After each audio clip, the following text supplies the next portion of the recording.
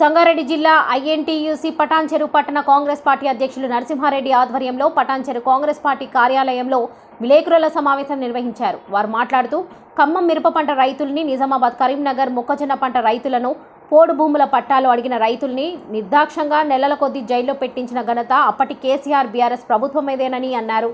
ప్రస్తుతం ప్రజానాయకుడు ముఖ్యమంత్రి రేవంత్ రెడ్డి వరి ధాన్యానికి అదనంగా క్వింటాలకు 500 రూపాయలు బోనస్ ఇస్తున్నప్పటికీ అది రైతుల సంక్షేమంతో రైతుల కాంగ్రెస్ పార్టీకి మద్దతుగా నిలబడుతున్నారని, దుర్మార్గమైన ఆలోచనతో బీఆర్ఎస్ నాయకులు రోడ్లపైకి వచ్చి ధర్నాలు చేస్తున్నారని ఆరోపించారు. ఈ కార్యక్రమంలో కాంగ్రెస్ పార్టీ నాయకులు, డీసీసీ కార్యదర్శి సామయ్య, మార్కెట్ కమిటీ మాజీ డైరెక్టర్ అతిక్, నాయకులు యువరాజ్ తదితరులు పాల్గొన్నారు.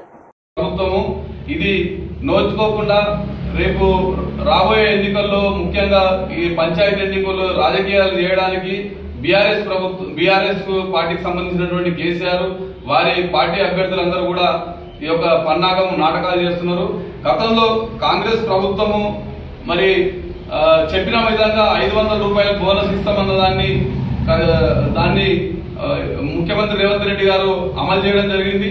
అట్లాగే గతంలో మరి బీఆర్ఎస్ ప్రభుత్వం ఉన్నప్పుడు, కేసీఆర్ గారు ముఖ్యమంత్రిగా ఉన్నప్పుడు మీరు చూడండి,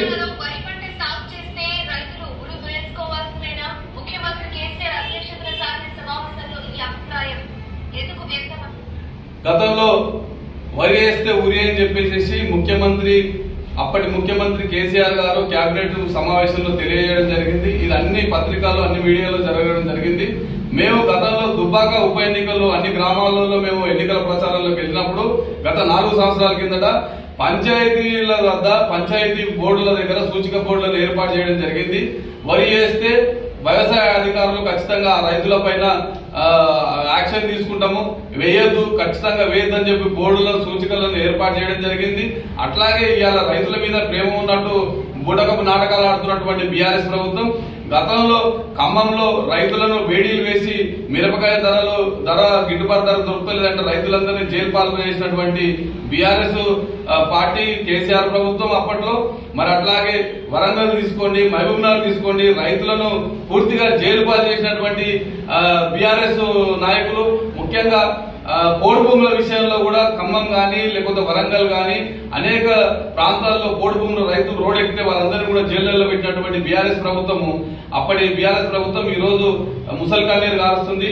ఖచ్చితంగా మేము దీన్ని తీవ్రంగా ఖండిస్తున్నాం. కాంగ్రెస్ ప్రభుత్వం ఇచ్చిన మాట తప్పకుండా 500 రూపాయల బోనస్ కానీ, అకాల వర్షంలో ఏదైతే పంటలు ఎండిపోతున్నాయో వారందరికీ కూడా నష్టపరిహారాన్ని అందిస్తుంది, రైతులకు అండగా ఉంటుంది. ఇప్పటికే రైతుకు సంబంధించినటువంటి రైతు బంధు కావచ్చు, అట్లాగే రైతులకు విత్తనాలు కావచ్చు, సబ్సిడీ కావచ్చు, అన్నింటిలో కూడా ప్రజానాయకుడు రేవంత్ రెడ్డి గారు ముఖ్యమంత్రి అధ్యక్షతన రైతులకు అండగా ఉంటుంది ప్రభుత్వం అని చెప్పేసి మేము తెలియజేస్తున్నాం. అట్లాగే ఆగస్టు 15 లోపు కూడా 2 లక్షల రుణమాఫీ కూడా తీర్చడానికి పూర్తిగా ప్రణాళిక సిద్ధమైపోయింది.